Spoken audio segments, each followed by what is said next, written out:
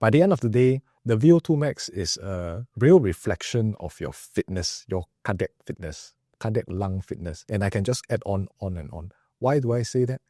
Because to measure this, essentially, this is the efficiency of your body in taking up oxygen from your circulation, how effective it uses the fuel, which is oxygen. And how does this work?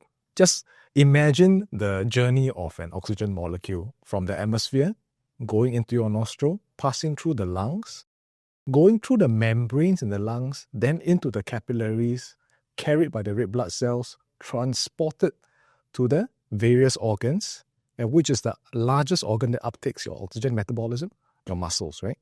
So it ends there. Then the muscle uptakes it, uses it, and then converts it to lactate carbon dioxide, your Krebs cycle and whatnot.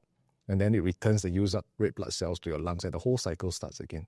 So this whole journey involves having a lung that works well. You don't have a diseased lung. You're not having a smoker's lung where there's a lot of scarring, or touch wood, you have cancer or whatnot, and it's affecting lung ventilation, perfusion, and the mismatching, right?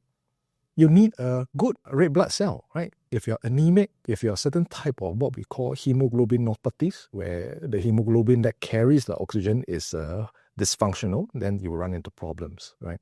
So you have patients who have, say, serious menses problem.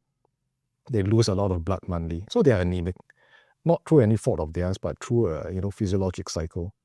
And they find that the stamina is just not keeping up. You check their VO2 max is abnormal, but are they unfit, muscle-wise, heart-wise, lung-wise? No, they're not. It's the oxygen carrying capacity that is abnormal.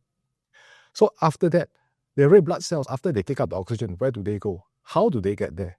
It's via the pump. And what pump is it? It's our heart.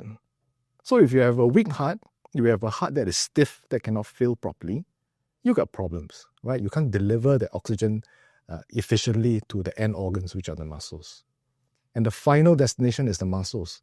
But remember, if you have muscular disease, so in certain subsets of patients, they have muscular dystrophy or they have abnormal muscle development, right?